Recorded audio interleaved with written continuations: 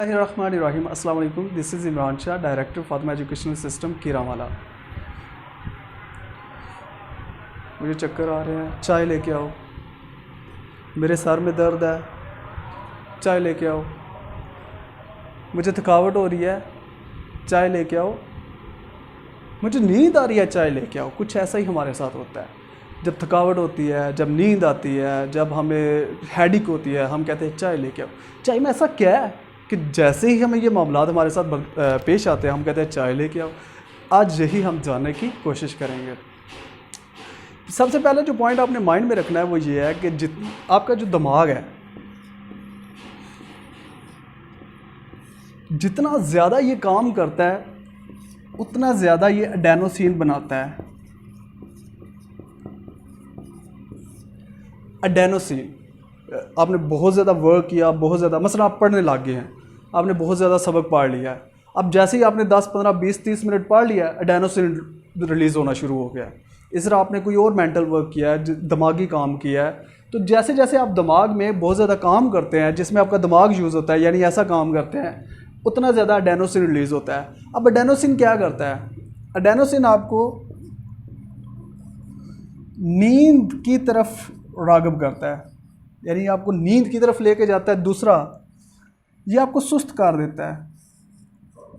आप सुस्त हो जाते हैं, आप कम अलर्ट होते हैं और आपका दिल नहीं लगता, कभी कभी हेडेक हो जाता है। ये सारी प्रॉब्लम्स एडेनोसिन से शुरू होती हैं। तो सबसे पहले यही माइंड में रख लें, हमें जब थकावट होती है और हमें जब नींद वगैरह आ रही होती है, तो एक्चुअल में हमारा ब्रेन बहुत ज़्यादा वर्क कर चुका है, बहुत ज़्यादा काम कर चुका है, और जिसके रिज़ल्ट में वो बहुत ज़्यादा एडेनोसिन पैदा कर चुका है। सवाल यहाँ पे ये आता है कि तो फिर चाय का इसमें क्या रोल है? तो याद रखिएगा, जो चाय का रोल है वो ये है, आप टी ले लें, कॉफ़ी ले लें, आप कोला ले लें, यानी कोक ले लें, पेप्सी ले लें, स्प्राइट वगैरह ले लें, आप एनर्जी ड्रिंक्स ले लें, जैसे आप रेड बुल वगैरह पीते हैं, एनर्जी ड्रिंक्स, इवन आप चॉकलेट ले लें। इन सब में क्या चीज़ है कि जैसे ही हम पहले नंबर पे तो हम इनके आदी हो जाते हैं, दूसरे नंबर पे जैसे ही हम इनको खाते हैं हम बहुत ज़्यादा एक्टिव फील करते हैं। इन सब चीज़ों में एक ही चीज़ जो कॉमन है वो कैफ़ीन है। एक्चुअल में ये कैफ़ीन ही है जो हमारी नींद को दूर करती है, ये कैफ़ीन ही है जो हमें बहुत ज़्यादा अलर्ट करती है, एनर्जेटिक करती है, और ये कैफ़ीन ही है जो हमें बहुत ज़्यादा फोकस करती है। अब ये देखेंगे कैफ़ीन ये कैसे करती है। तो याद रखिएगा, हमारे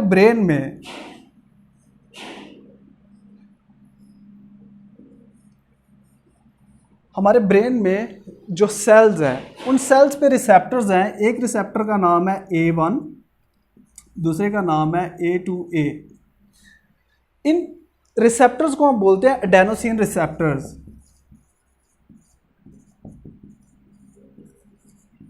एडेनोसिन रिसेप्टर्स क्या करते हैं कि जैसे ही हमारे ब्रेन ने बहुत ज़्यादा काम किया, एडेनोसिन रिलीज़ हुआ, तो एडेनोसिन यहाँ पे आके लग जाता है, और जैसे ही लगता है तो ये एक्टिवेट हो जाते हैं। अब सवाल ये आता है, ये करते क्या हैं? सबसे पहले देखते हैं कि ये वाला रिसेप्टर क्या करता है, A1 रिसेप्टर क्या करता है। A1 रिसेप्टर सपोज कर ले यहाँ पे एडेनोसिन नहीं है, तो क्या करेगा? हमें एक्टिव रखेगा, एनर्जेटिक रखेगा, हमें जगाए रखेगा, और हम अपने काम में पूरे फोकस्ड होंगे। लेकिन जैसे ही यहाँ पे एडेनोसिन लगेगा, सपोज कर लेते हैं ये एडेनोसिन है, ये एडेनोसिन आके जब A1 रिसेप्टर पे लगेगा तो ये सब मामला उल्ट हो जाएगा। अब हम कम एक्टिव हो जाएंगे, कम एनर्जेटिक हो जाएंगे, और हम ज़्यादा देर जाग नहीं सकेंगे। अब आते हैं A2A की तरफ। A2A क्या करता है? सपोज कर लें इस पर अभी एडेनोसिन नहीं लगा हुआ, तो ये इसका काम है हमें जगाए रखना। लेकिन जैसे ही इस पे आके एडेनोसिन लगता है, ये उसी वक्त हमें स्लीप की तरफ ले जाता है, यानी कि नींद की तरफ ले जाता है। तो अब कंक्लूजन में हम आते हैं कि जैसे ही आपके दिमाग ने बहुत ज़्यादा वर्क किया, काम किया, उतना ज़्यादा एडेनोसिन रिलीज़ हुआ, और जितना ज़्यादा एडेनोसिन रिलीज़ होगा उतने ज़्यादा वो A1 और A2 रिसेप्टर्स पे आके इनको एक्टिवेट कर देंगे, और जैसे ही एक्टिवेट होंगे आप कम अलर्ट हो जाएंगे, आप कम फोकस्ड हो जाएंगे, आपको थकावट का शिकार हो जाएंगे आप, और आपको नींद आने लग जाएगी। तो कैफ़ीन एक्चुअल में यही करती है कि जैसे ही आपने सपोज कर लो मैंने चाय पी है, जैसे चाय पी वो डाइजेस्टिव ट्रैक में गई यानी स्टमक में गई, स्टमक में से आगे वो ब्लड स्ट्रीम में गई, ब्लड स्ट्रीम से वो ब्रेन में चली गई है। ब्रेन में जाके एडेनोसिन की तरह कैफ़ीन का स्ट्रक्चर होता है, यानी कि एग्जैक्टली जैसे ही एडेनोसिन का स्ट्रक्चर जैसा होता है वैसे ही कैफ़ीन का स्ट्रक्चर होता है। आप कह लें कि ऐसा ही एग्जैक्टली होता है जैसे ये बनाया हुआ है मैंने। तो ये अब बजाय इसके कि एडेनोसिन इन रिसेप्टर्स पे लगे, कैफ़ीन जाके इन रिसेप्टर्स पे लग जाती है। अब कैफ़ीन इनको एक्टिवेट नहीं करती, लेकिन कैफ़ीन का एक ही काम होता है कि एडेनोसिन को दूर रखना, यानी एडेनोसिन जो है वो कहीं रिसेप्टर्स के साथ ना लगे। अब जैसे ही यहाँ पे कैफ़ीन आ जाती है, ये एडेनोसिन लगता नहीं है, इसकी वजह से हमें नींद भी नहीं आती और हम खुद को एक्टिव फील करते हैं। अब सवाल ये आता है कि जब भी हम थकावट का शिकार हो या नींद का शिकार हो तो क्या हमें उसी वक्त चाय या बाकी चीज़ें, ये चाय, कॉफ़ी, कोला, एनर्जी ड्रिंक्स वगैरह ही लेने चाहिए? जी नहीं।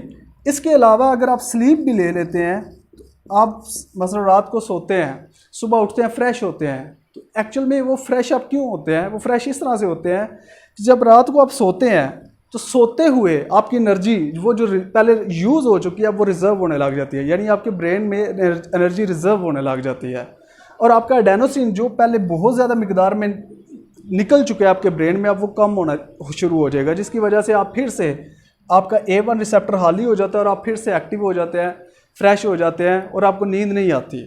लेकिन फिर आप सुबह उठे, आपने फिर पढ़ना स्टार्ट कर दिया या कोई काम करना स्टार्ट कर दिया, पढ़ाना स्टार्ट कर दिया, फिर एडेनोसिन बढ़ना शुरू हो जाएगा।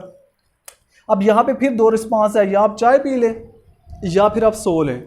तो हम क्या करते हैं, हमारा जो ऑप्शन होता है डे टाइम में वो यही होता है कि हम चाय पी लें। जैसे ही हम चाय पीते हैं उसमें से कैफ़ीन हमें मिलती है और कैफ़ीन जाके A1 और A2 रिसेप्टर्स पे जाके बाइंड हो जाती है। जैसे ये बाइंड होती है तो एडेनोसिन मज़ीद बाइंड नहीं हो सकता, जिसकी वजह से नींद भी चली जाती है और हम एक्टिव होने लग जाते हैं। लेकिन यहाँ पे एक सवाल ये आता है कि क्या जो कैफ़ीन है ये भी एक ड्रग है? जैसे निकोटीन है या हीरोइन है, जैसे वो नशे हैं, क्या ये भी एक नशा है? तो याद रखिएगा ये उस तरह का स्ट्रॉन्ग नशा नहीं है, लेकिन फिर भी ये नशा है। यही वजह है कि हम पहले 1 कप चाय पीते हैं, फिर 30 दिन गुजरते हैं, हम दिन में 3 से 4 कप पीने के आदी हो जाते हैं और हम क्रॉनिक टी ड्रिंकर बन जाते हैं। अब इसकी क्या वजह है? इसकी वजह यह है कि जैसे ही हम थोड़ी सी कैफ़ीन लेते हैं, फ़र्ज़ कर लो ये 3 रिसेप्टर्स हैं, इस पे कैफ़ीन लग गई है। जैसे ही हमने यानी काफ़ी ली, इस पे कैफ़ीन लग गई, इस पे भी कैफ़ीन लग गई, इस पे भी कैफ़ीन लग गई, हम एक्टिव रहे। लेकिन ये 3 से 6 घंटे तक इसका असर रहता है। यानी कि आप जो भी चाय या कॉफ़ी वगैरह पीते हैं उसमें जो कैफ़ीन मिलती है, जो आपको एनर्जेटिक करती है और आपकी नींद को दूर करती है, वो 3 से 6 घंटे तक रहती है। 3 से 6 घंटे जब गुजरते हैं आपको फिर वैसे ही आप फील करने लग जाते हैं, थकावट होने लग जाती है, नींद आने लग जाती है, तो फिर आपका दिल करता है कि और ज़्यादा कैफ़ीन ली जाए, फिर आप एक और कप चाय पीने की तलब करते हैं, फिर 4 से 6 घंटे गुजरते हैं, फिर आपका दिल करता है। तो इसी तरह ये साइकिल चलता जाता है और हम इस तरह से आदी हो जाते हैं। लेकिन इसको छोड़ना इतना मुश्किल नहीं है। अगर आप फ़र्ज़ का ले आदी हो चुके हैं, आप आज इरादा करें कि आपने चाय छोड़नी है, तो अगर 4 कप पीते हैं तो आप 3 कर दें, अगला हफ्ता 3 कप ही पिए, उससे अगला हफ्ता 2 कप पिए, फिर 1 कप पिए और फिर छोड़ दे, छूट जाएगी। क्योंकि ये ड्रग नहीं है, ये ड्रग लाइक है, यानी ड्रग्स की तरह है, लेकिन ये उस तरह से नहीं है। तो ये ज़्यादा से ज़्यादा 1 हफ़्ता लगता है अगर आप छोड़ना चाहें। 1 हफ़्ता मुश्किल गुजरेगा, थकावट भी होगी, नींद भी आएगी, आप जो भी काम करेंगे उलझन का शिकार रहेंगे। लेकिन 1 हफ़्ता 1.5 हफ़्ता गुजरने के बाद आप बिल्कुल, आपका ब्रेन फिर से रिफ़्रेश हो जाएगा और आप नेचुरल साइकिल्स में आ जाएंगे। तो आज के लिए इतना ही। अल्लाह हाफिज़।